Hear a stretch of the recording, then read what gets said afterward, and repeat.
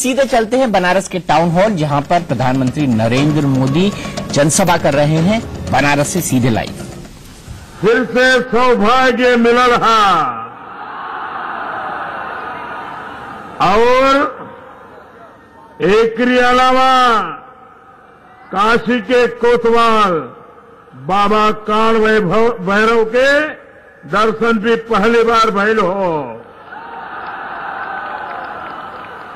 और ये दोनों सौभाग्य हमके आप लोगन की आशीर्वाद से ही प्राप्त होइल हा। ऐसे काशी के सब गुरुदेवन के हमार प्रणाम बा।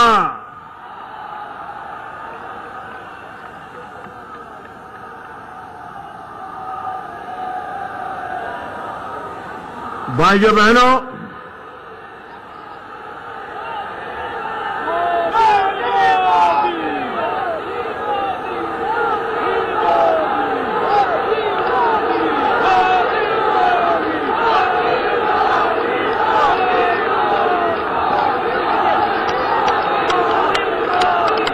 अब आप मुझे बोलने दीजिए, क्योंकि मुझे यहां से सीधा एयरपोर्ट जाकर के दिल्ली के लिए प्रस्थान करना है।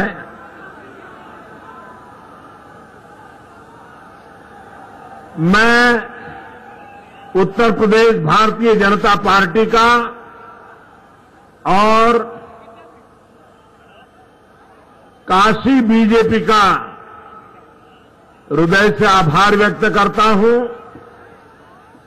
कि उन्होंने मुझे आप सबके दर्शन का अवसर दिया।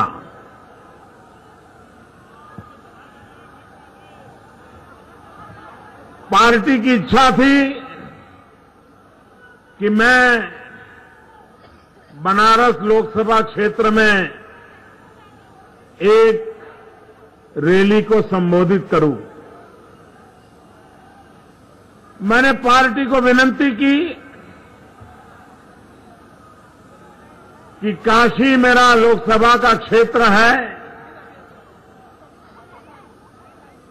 मैं आऊं या ना आऊं, आप तो चुनाव जीतने ही वाले हो, लेकिन यहां के सांसद के नाते, यहां के जनप्रतिनिधि के नाते जनता जनार्दन के दर्शन करने का मुझे सौभाग्य मिलना चाहिए। मेरे मन में एक और कसक भी बड़े दिनों से पड़ी थी। जब मैं लोकसभा का चुनाव लड़ा, नामांकन भरने के लिए आया, मैं यहां के लिए नया था। मेरे लिए बहुत आवश्यक था कि मैं पूरे क्षेत्र में कम से कम एक बार भ्रमण करूं, लेकिन पूरे देश का जिम्मा इतना बड़ा था कि वो संभव नहीं था। तो तय किया था कि जिस दिन मैं नामांकन भरने जाऊंगा, उसी दिन वहीं पर एक रैली करूंगा और बाद में मतदान के 1-2 दिन पहले आकर के एक आध 2 स्थान पे जाऊंगा। लेकिन मुझे दुख के साथ कहना पड़ेगा, शायद हिंदुस्तान में मैं एक पहला व्यक्ति ऐसा था जो चुनाव लड़ रहा था, यहीं से चुनाव लड़ रहा था। लेकिन उस समय के इलेक्शन कमीशन ने, यहां के इलेक्शन कमीशन जो अधिकारी थे, उन्होंने मुझे सभा नहीं करने दी थी। नामांकन के बाद जो रैली करनी थी, पहले परमिशन दी थी, तैयारियां हो चुकी थी, लेकिन पता नहीं उन पर क्या दबाव आया, उन्होंने मेरी रैली कैंसिल कर दी। अब मैं नियमों का पालन करने वाला इंसान रहा हूं, मैं हाथ जोड़ करके चला गया। जब मतदान के दिन थे, एक दो दिन पहले समय मांगा, तब भी इलेक्शन कमीशन ने काशी में मुझे जनसंपर्क करने से मना कर दिया, सभा करने से मना कर दिया। तब से मेरे मन में कसक थी कि काशी ने मुझ पर इतना बड़ा उपकार किया, मैं जनसंपर्क नहीं कर पाया, अपनी बात कभी नहीं बता पाया, उसके बावजूद भी काशी के लोगों ने मुझ पर इतना प्यार बरसाया, इतने आशीर्वाद दिए और भारी बहुमत से मुझे विजयी बनाया।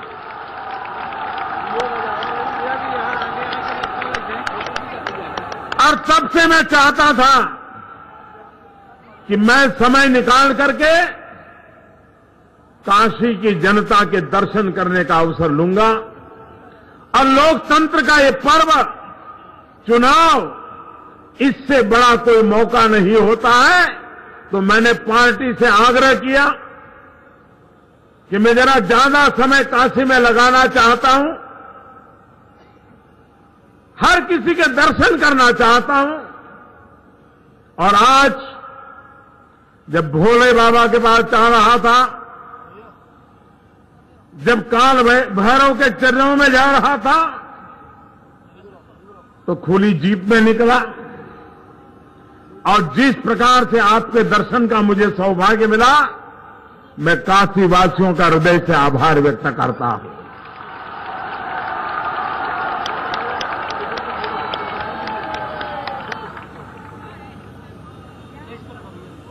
आज तो मैं वापस जाऊंगा, लेकिन कल शाम फिर से आऊंगा। और कम से कम एक रात तो रुकना चाहिए, तो कल मैं रुकने वाला भी हूं। नरेंद्र मोदी भले प्रधानमंत्री हो, भले सांसद हो, लेकिन वो भारतीय जनता पार्टी का एक छोटा कार्यकर्ता भी है। जब हजारों कार्यकर्ता, हर उम्र के कार्यकर्ता, पुरुष कार्यकर्ता, महिला कार्यकर्ता दिन रात मेहनत करते हो, तो मुझे भी कंधे से कंधा मिला करके कुछ घंटे उनके साथ काम करना चाहिए। एक कार्यकर्ता के नाते मेरी आदत भी तो बनी रहनी चाहिए ना, मेरी आदत भी तो बिगड़नी नहीं चाहिए। और इसलिए मैं काशी में अपने भीतर के कार्यकर्ता को जिंदा रखने का हमेशा अवसर खोजता रहता हूं। और वो अवसर आपने मुझे दिया, मैं आपका बहुत आभारी हूं। भाइयों बहनों, काशी मेरे लिए सिर्फ राजनीतिक क्षेत्र नहीं है। मुझे काशी के लोगों ने भी चुना था, वडोदरा के लोगों ने भी चुना था। मैं काशी छोड़ करके वडोदरा का एमपी बन सकता था, लेकिन मैंने काशी को अपना कार्यक्षेत्र इसलिए बनाया है कि दुनिया का, मानव इतिहास का ये सबसे पुराना नगर, उसकी शान शौकत कैसे वापिस आए।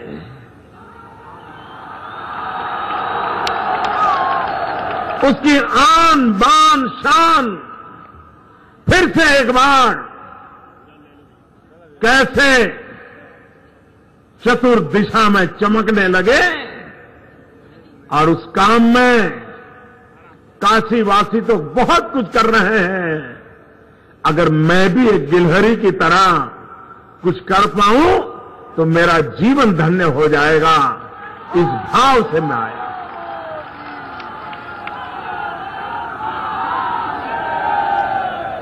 आपका प्यार, आपका स्नेह, आपका आशीर्वाद मुझे यहां बार बार खींच करके ले आता है।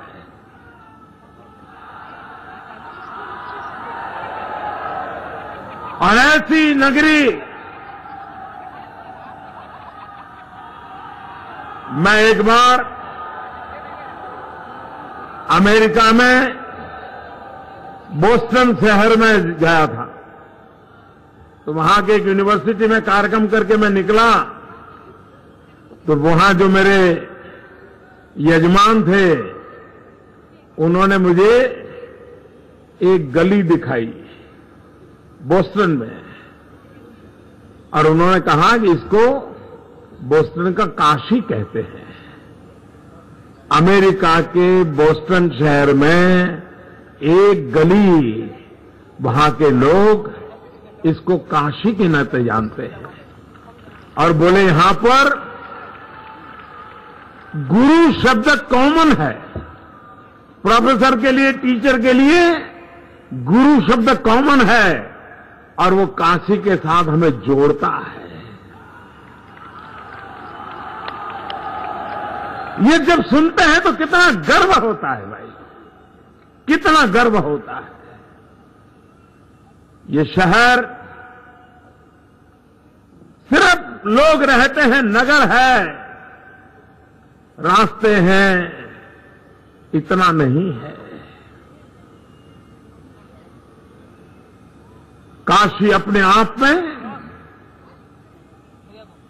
मानव जात के लिए एक संदेश है, मानवता का प्रतीक है। और वो काशी हमें सबने मिलकर के एक उत्तम काशी बनाने की ओर कोशिश करनी है। जब से एक सांसद के नाते आपने मुझे काम दिया है, आपने देखा होगा हर बार कोई न कोई नया प्रकल्प लगाए रखता हूं मैं। अनेक प्रकार से काम कर रहा हूं,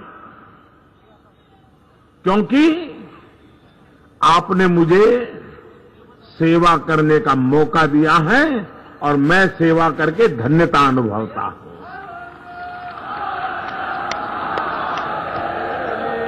भाइयों बहनों, ये शहर मां गंगा है, भोले बाबा है, अनेक तीर्थ क्षेत्र हैं, ऐतिहासिक महापुरुषों की गाथाएं जुड़ी है, सांस्कृतिक महापुरुषों की गाथा जुड़ी है, बुद्ध से लेकर के अब तक अनेक जीवनों से ये धरती जुड़ी हुई है। लेकिन इसके साथ साथ हमारे लिए काशी की ये जो आत्मा है, उस आत्मा को तो बनाए रखना है, लेकिन काशी का कायाकल्प भी करना है।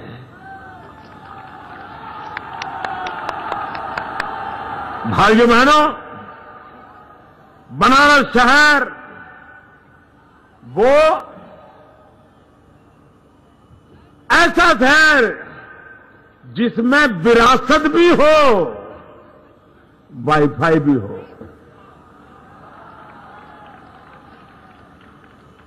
वहां सांस्कृतिक चेतना भी हो, वहां सफाई भी हो। ऐसा हो मेरा बनारस, जहां आध्यात्मिक पहचान भी हो तो आधुनिकता की अनुभूति भी हो।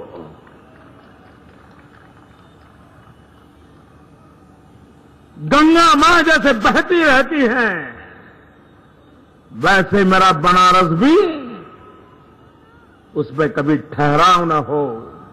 युगों को अपने आप में समेटी हुई मेरी ये काशी आने वाले युगों के लिए एक नई मिसाल बनके विकसित होती रहे, इन सपनों को लेकर के काम करना है। और इसलिए मेरे भाइयों बहनों, काशी के विकास के लिए जब मैं आया कई वर्षों से, जब अटल जी की सरकार थी तब से रिंग रोड की चर्चा चल रही थी। लटका पड़ा हुआ था कि नहीं पड़ा हुआ था, अटका पड़ा था कि नहीं पड़ा था। रिंग रोड का काम चालू हो गया कि नहीं हो गया? आप मुझे बताइए, जिस दिन ये रिंग रोड पूरा हो जाएगा तब काशी के जीवन में कितनी सुविधा होगी, ट्रैफिक में कितनी समस्याओं का समाधान होगा कि नहीं होगा? भाइयों बहनों, एयरपोर्ट पे दुनिया भर के टूरिस्ट आते हैं और काशी आने तक का रास्ते का हाल क्या था? आज 4 लेन का काम तेजी से चल रहा है कि नहीं चल रहा है? शानो शौकत बदल रही है कि नहीं बदल रही है? आपको दिखता है? दिखता है? अखिलेश जी को नहीं दिखता है।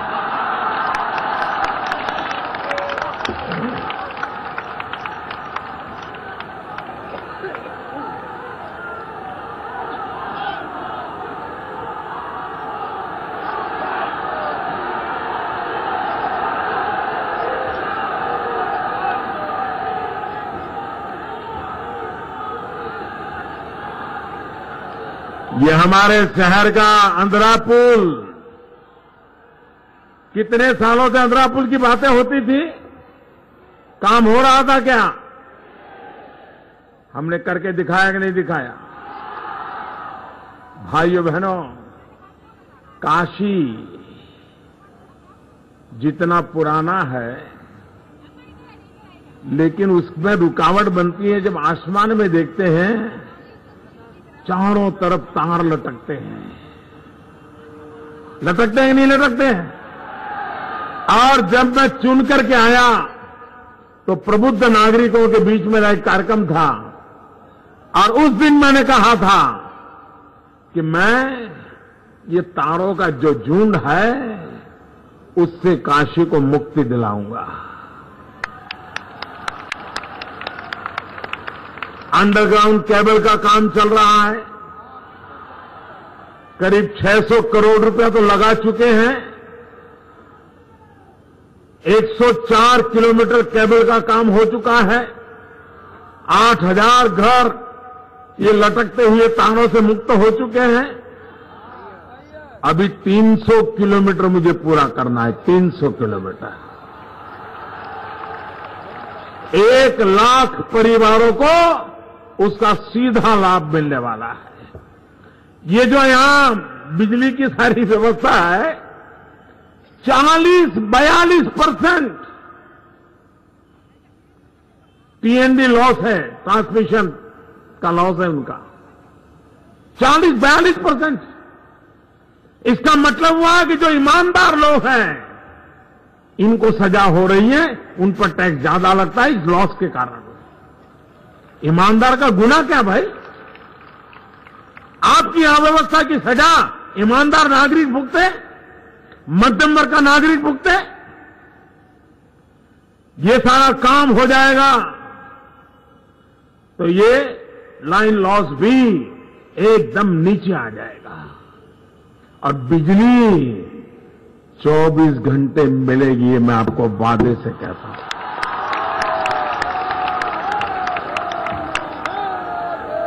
अब मुझे बताइए, काशी में बिजली 24 घंटे मिलती है कि नहीं मिलती है? नहीं, मुझे गंगा की सौगंध खाने की जरूरत है क्या? देखिए, कोई ईश्वर को माने या ना माने, लेकिन ईश्वर की ताकत तो होती है। होती है कि नहीं होती है? जो रोज झूठ बोलते थे, रोज झूठ बोलते थे, रोज झूठ बोलते थे, आज जब वो मंदिर जा रहे थे उसी समय बिजली चली गई।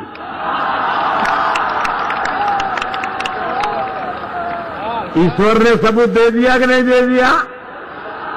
अब मुझे देने की जरूरत है? आपको देने की जरूरत है?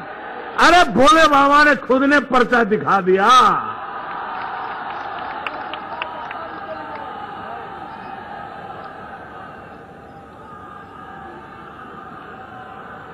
भाइयों बहनों,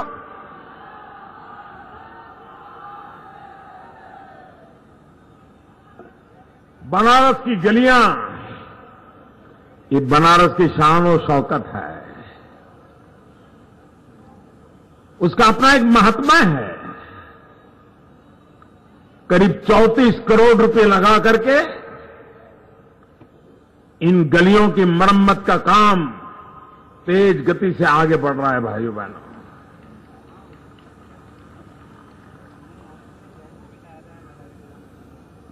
विकास में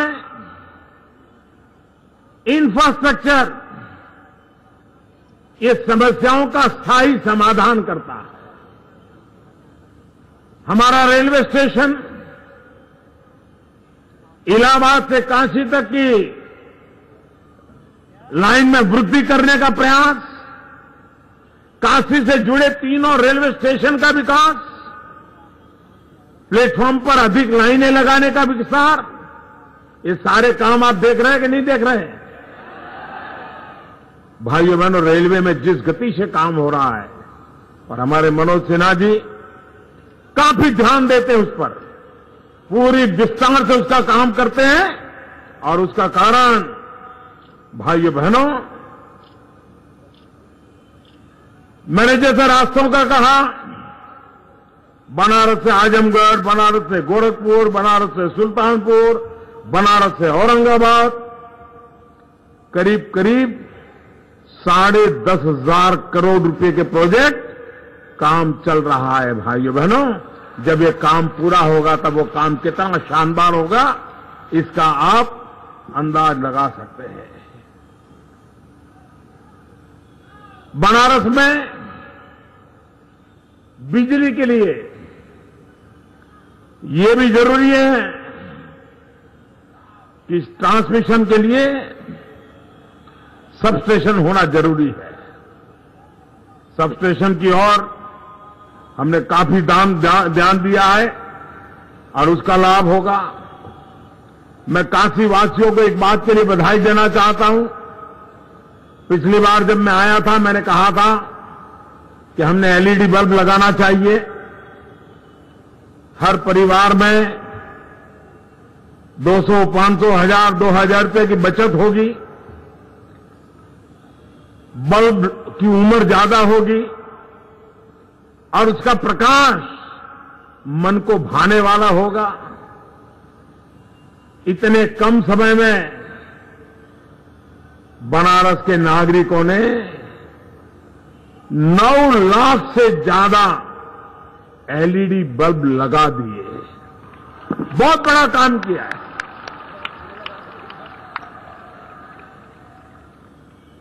और सरकार में फर्क क्या होता है? अब ये एलईडी बल्ब मोदी प्रधानमंत्री बना उसके बाद आया है क्या? ये मोदी ने खोज की है क्या? एलईडी बल्ब तो कई वर्षों से पहले खोजा गया। पुरानी सरकार को भी पता था एलईडी बल्ब का, ऐसा नहीं था अज्ञान था।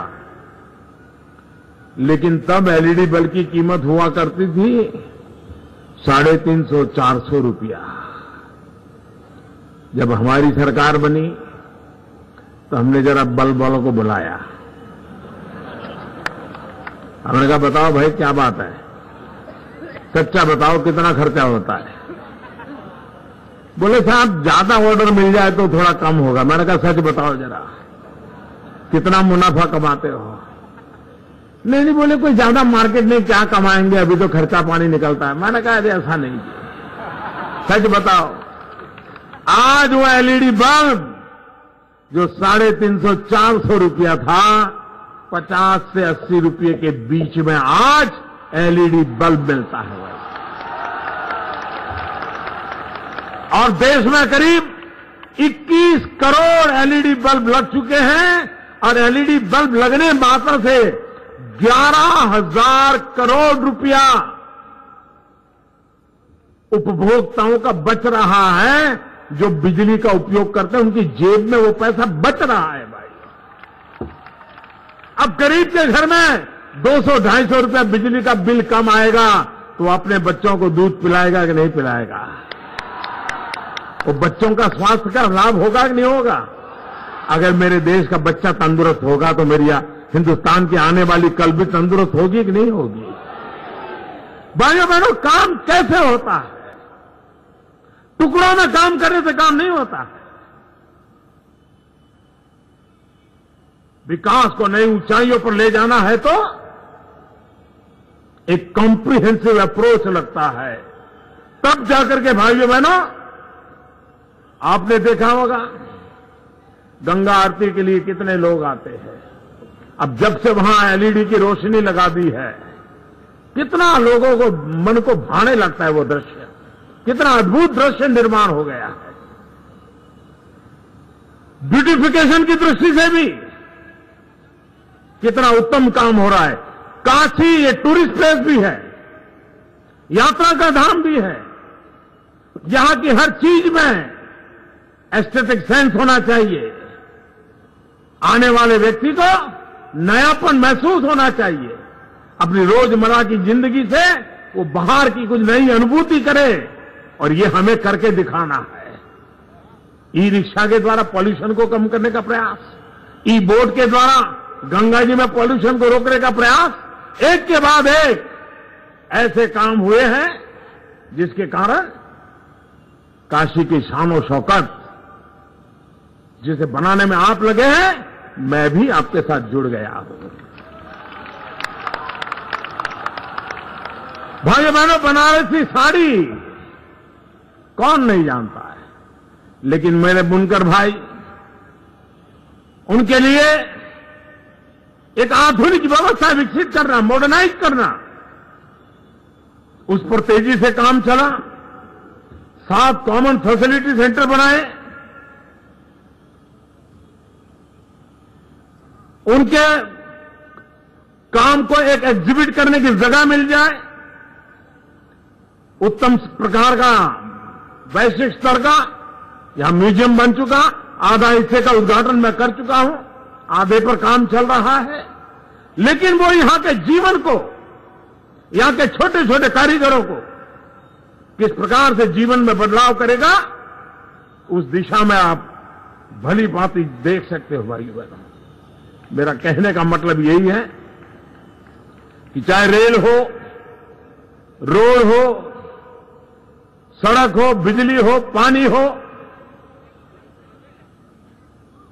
भविष्य की दृष्टि से optical fibre network, gas pipeline का नेटवर्क, सीवरेज की व्यवस्थाएं, सॉलिड वेस्ट मैनेजमेंट, 500 करोड़ रुपया सॉलिड वेस्ट मैनेजमेंट के लिए लगाया है। काशी को साफ करके रहना है दोस्तों, सफाई करके रहना है। 8 तारीख को तो आप करने ही वाले हो।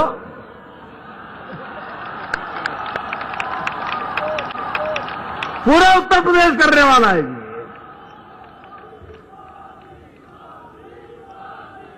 और इसलिए भाइयों बहनों,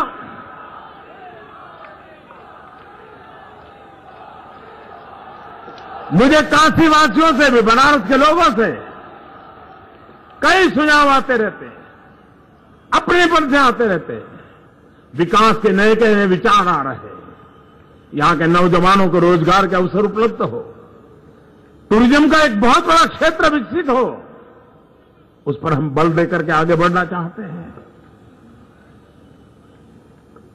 जिसको आधुनिक से आधुनिक व्यवस्थाएं कहे, वो व्यवस्थाओं से बनारस को हमें सज्ज करना है। और बनारस इस पूरे पूर्वी भारत का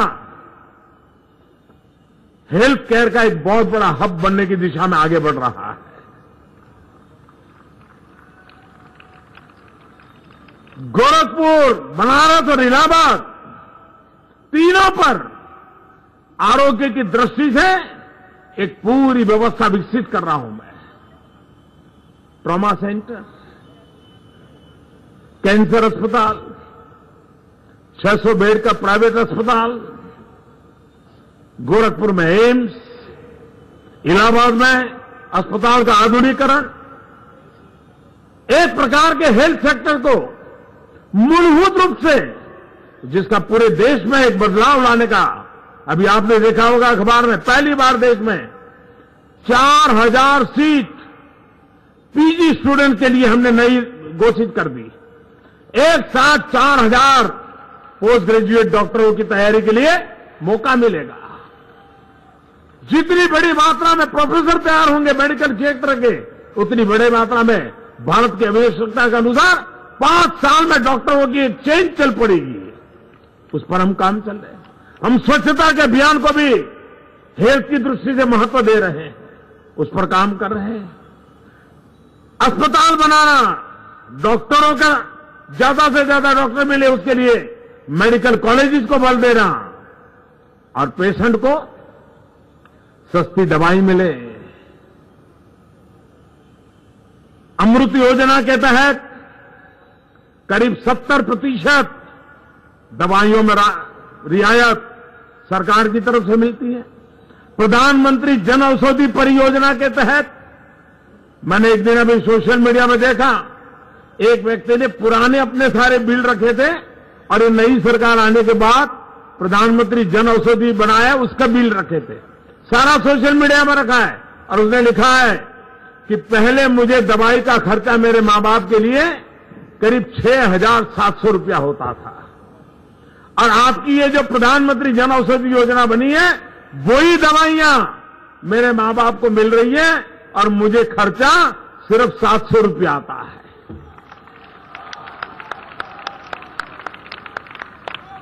अभी आपने देखा होगा कैंसर, हार्ट अटैक, डायबिटीज, ये प्रमुख बीमारियां, 800 दवाइयों के दाम सरकार ने कम करवा दिए।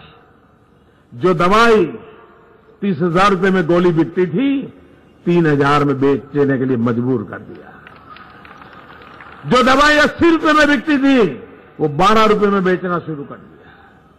हार्ट अटैक आता है, स्टेंट लगवाना पड़ता है, डॉक्टर कहता है नली में खून जाने का रास्ता बंद हो गया है, उसको खोलना पड़ेगा, अंदर कुछ डालना पड़ेगा। इधर की तरफ उसको बोलो छल्ला, बोलते छल्ला, हृदय में बोले छल्ला लगाना पड़ेगा। हमारे देश में 45,000 रुपया लेते थे और बाहर का लाओ तो 1.25 लाख 1.5 लाख। मैंने बनाने वालों को बुलाया, मैंने कहा बता इधर आओ, इतने रुपये काहे लेते हो? वाह भाइयों बहनों, उनसे चर्चा की।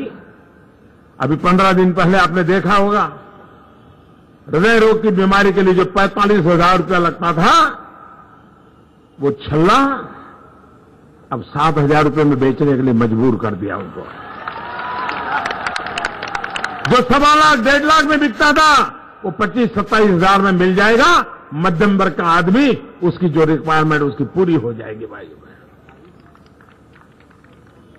अगर हम सामान्य मानवी के जीवन में अगर बदलाव लाना चाहते हैं, क्वालिटी ऑफ लाइफ में चेंज लाना चाहते हैं, हमने एक एक चीज को करना होगा। मैं हैरान हूं उत्तर प्रदेश में किस प्रकार से सरकार चला रहे हैं।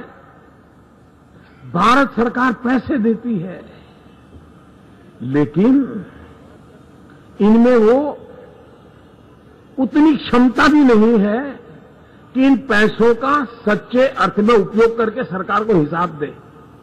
हिसाब भी नहीं दे पाते। अब भारत सरकार में हमारा आग्रह है कि भाई जितना ले गए हो हिसाब दो और नया ले जाओ, वो हिसाब देते नहीं है। हिसाब देना चाहिए कि नहीं देना चाहिए? पाई पाई का हिसाब देना चाहिए कि नहीं देना चाहिए? नहीं देते हैं।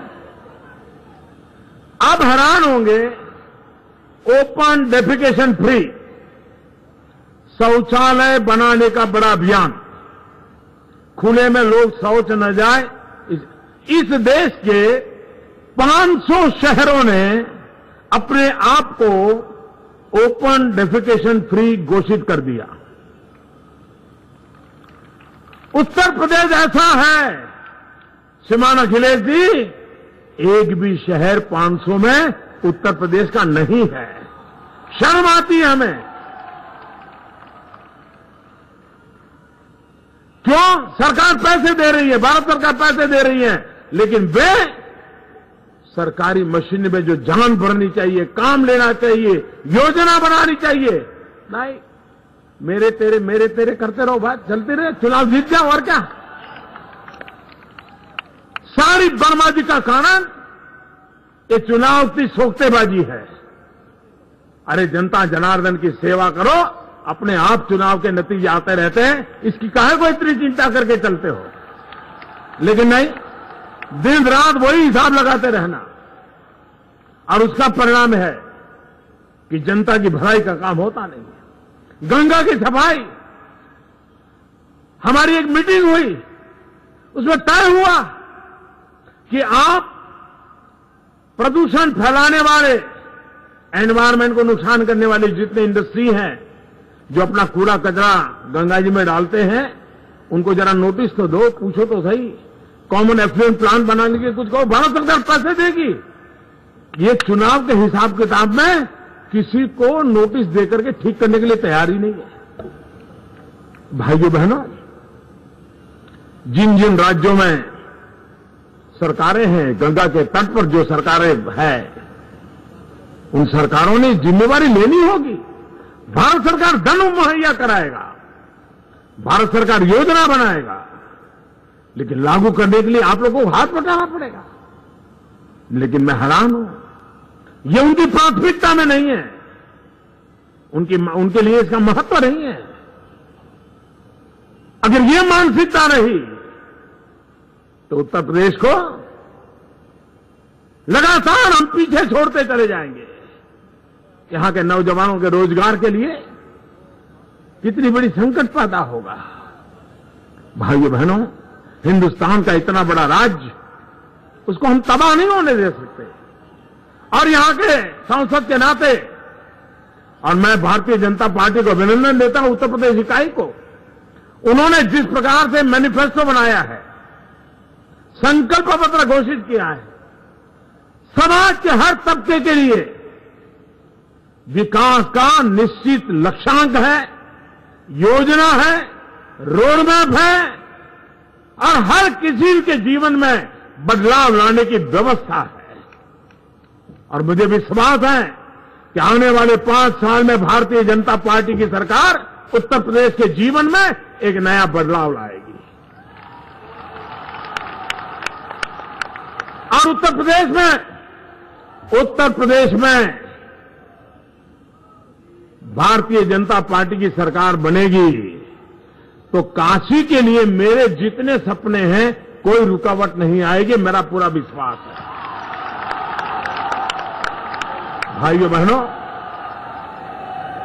हमें काशी की जो विशेषताएं हैं उसको बनाते हुए आगे चलना है, बनाए रखते हुए आगे बढ़ना है।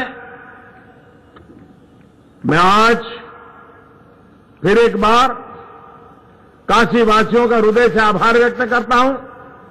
कल दोबारा आने वाला हूं, कल भी लोगों के दर्शन करूंगा, कल भी एक जनसभा को संबोधित करूंगा, कल रात को रुकूंगा भी। अपनों के बीच, कार्यकर्ताओं के बीच जो दिन रात इतनी मेहनत करते हैं, मैं भी कुछ समय आपके बीच रह करके काम करूं। मेरी इस भावना को बनारस बीजेपी ने स्वीकार किया, मुझे मौका दिया, मैं आभारी हूं। आप लोगों से मेरा आग्रह है, विजय निश्चित है, विजय निश्चित है, सरकार बनने वाली है, लेकिन चुनाव लोकतंत्र का सबसे बड़ा पर्व होता है, उत्सव होता है। हम सबका दायित्व है अधिकतम लोग मतदान करें, ज्यादा से ज्यादा मतदान हो, ये लोकतंत्र में हर किसी की जिम्मेवारी है। इस बात को हम आगे बढ़ाएं, लोकतंत्र को ताकतवर बनाएं। लोकतंत्र ताकतवर होगा तो बनने वाली सरकारें भी ताकत के साथ काम करने में जुट जाएगी। इसी एक अपेक्षा के साथ मेरे साथ पूरी ताकत से बोलिए, भारत माता की, भारत माता की, भारत माता की। बहुत बहुत धन्यवाद।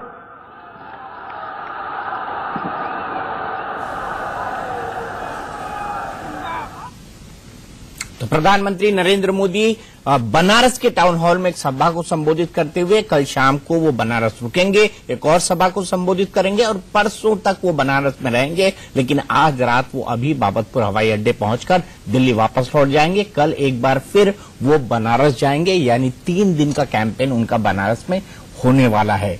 कई मुद्दों पर बात की उन्होंने और विस्तार से कहा कि काशी के लिए उनके क्या प्लान है, उनकी सरकार क्या करना चाहती थी। उत्तर प्रदेश में अखिलेश यादव की सरकार से पूरा सपोर्ट नहीं मिला, इसीलिए वो चाहते हैं कि विजय जो है वो बीजेपी की हो और उन्हें लगता है कि ये विजय निश्चित है। फिलहाल एक ब्रेक।